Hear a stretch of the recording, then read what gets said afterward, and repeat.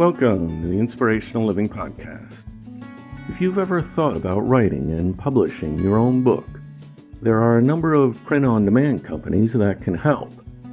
I've tried many of them over the years and ended up choosing Blurb.com for 3 reasons. 1, they're one of the few POD companies that produces high-quality hardcover books. 2, they offer affordable warehousing for print runs over 100 copies. And 3, they offer book distribution through Amazon, although that isn't a service that we currently use for our own books. If you would like to try out Blurb.com's bookmaking service, they've been kind enough to offer our listeners a 30% off coupon code. You can also use the coupon to get 30% off our brand new book, Everest, 50 Motivational Life Lessons, as well as last year's book, Evergreen. Purchase your discounted copies today at inspirationallifelessons.com and use the coupon code LivingHour30. Once again, that's LivingHour30. Using all capital letters. Thank you. Now on to today's reading, which was edited and adapted from Becoming a Writer by Dorothea Brande, published in 1934.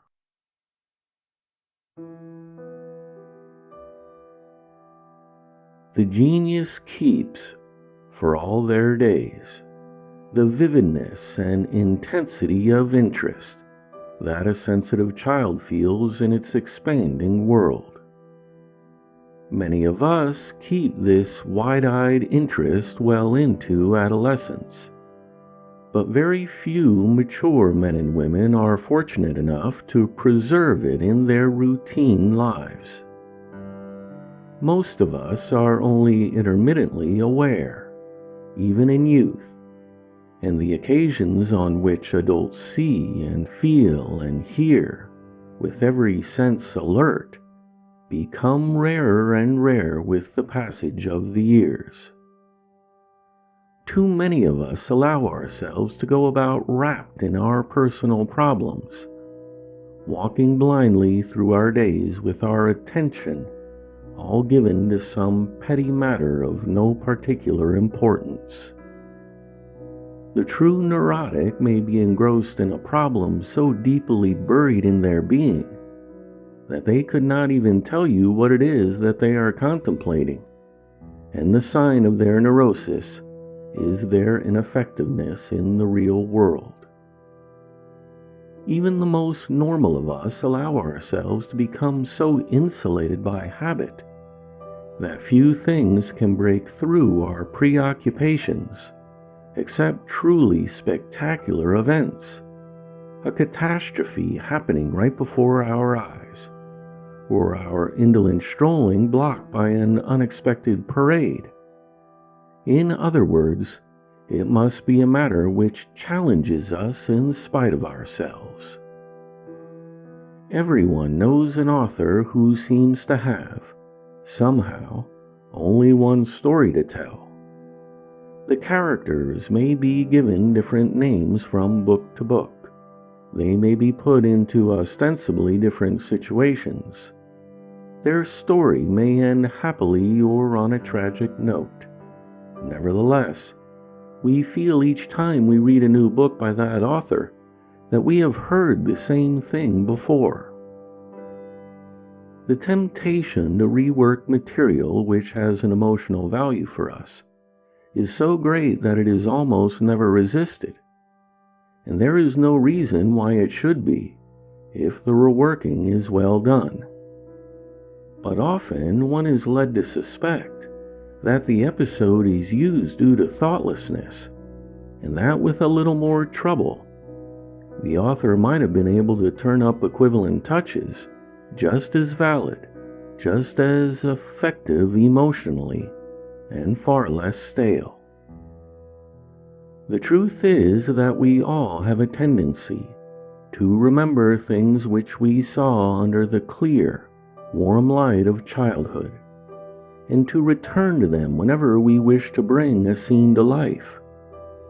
But if we continue to use the same episodes and items over and over, we lose effectiveness. It is perfectly possible to strip yourself of your preoccupations, to refuse to allow yourself to go about wrapped in a cloak of oblivion day and night, although it is more difficult than one might think to learn to turn one's attention outward again after years of immersion in one's own problems.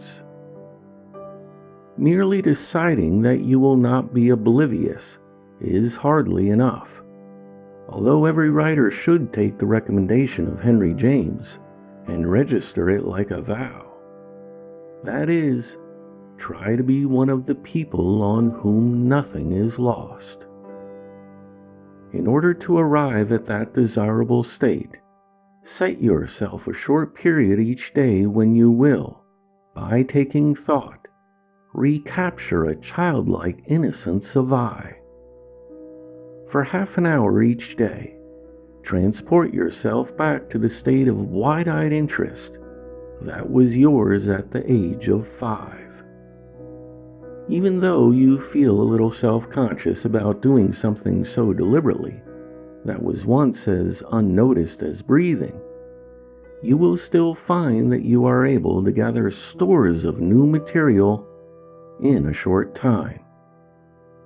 However, don't plan to use this material at once, for you may get only the brittle, factual little items of the journalist, if you do not wait for the unconscious mind to work its miracles of assimilation and accretion on them. Turn yourself into a stranger in your own streets. You know how vividly you see a strange town or a strange country when you first enter it. The huge red buses careening through London, on the wrong side of the road to every American that ever saw them. Soon they are easy to dodge and ignore as the green buses of New York, and seem as little wonderful as the drugstore window that you pass on your way to work each day. The drugstore window, though, the subway that carries you to work, the crowded shopping mall, can look as strange as Xanadu if you refuse to take them for granted. As you get into a subway or a commuter train, or take a walk along a street, tell yourself that for 15 minutes you will notice and tell yourself about every single thing that your eyes rest upon. If entering a subway, bus, or train, consider these questions. What color is the outside of it? Not just green or red, but sage or olive green, scarlet or maroon. Can you see the conductor or driver? What do they look like? Once inside, what colors are the walls, the floor, the seats, the advertising posters? How do the seats face? Who is sitting opposite you? How are your neighbors dressed? How do they stand or sit? What are they reading? Or are they sound asleep? What sounds are you hearing? What smells are reaching you? How do the straps, belts, and seat feel to the touch? After a few moments, you can drop your intense awareness, but plan to resume it again when the scene changes. Another time, speculate on the person opposite you. Where did they come from? And where are they going? What can you guess about them from their face, their attitude, their clothes? What do you imagine is their home like? It will also be worth your while to walk on strange streets, to visit exhibitions, to hunt out a coffee house, bar, or a restaurant in a strange part of town, in order to give yourself the experience of fresh seeing once or twice a week. Any moment of your life can be used. and the room that you spend most of your waking hours in is just as good or better to practice heightened awareness as a new street. Try to see your home, your family, your friends, your school or office with the same fresh eyes that you use when away from your own daily route and routines. There are voices you have heard so often that you forget they have a timbre of their own.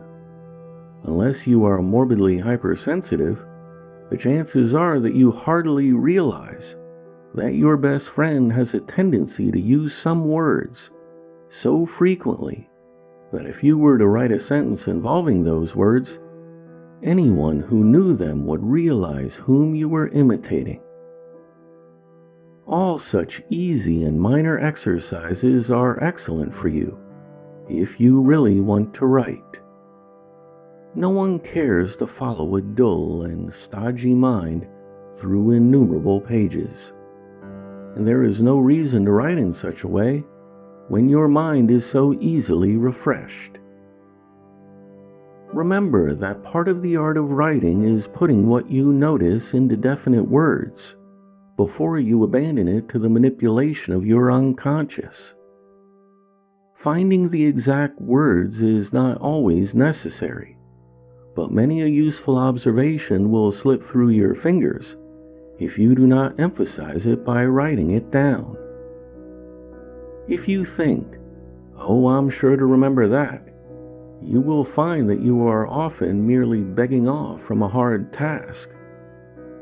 You aren't finding the words for the new sensation simply because the words do not come easily.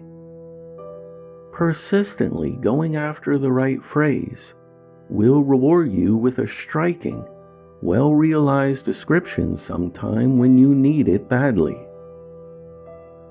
Shortly after you begin looking about you like this, you will see that the pages of your writing are fuller and better than before. It is not only that you are bringing new material to them every day, but you are stirring latent memories in your mind. Each fresh fact starts a train of associations, reaching down into the depths of your nature, releasing for your use sensations and experiences, old delights, old sorrows, days that have been overlaid in your memory, episodes which you had quite forgotten. This is one reason for the inexhaustible resources of the true genius. Everything that has ever happened to them is theirs to use. No experience is so deeply buried that they cannot revive it. They can find a type episode for every situation that their imagination can present. By the simple means of refusing to let yourself fall into indifference and boredom, you can reach and revive for your writing every aspect of your life.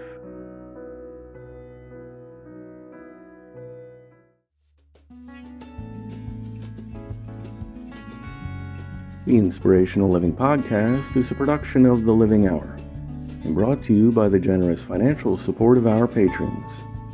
Become our patron for as little as $3 a month to gain access to free transcripts and the series Our Sunday Talks, which features thought-provoking readings on spirituality and spiritual growth. Thanks for listening. I look forward to talking with you next time.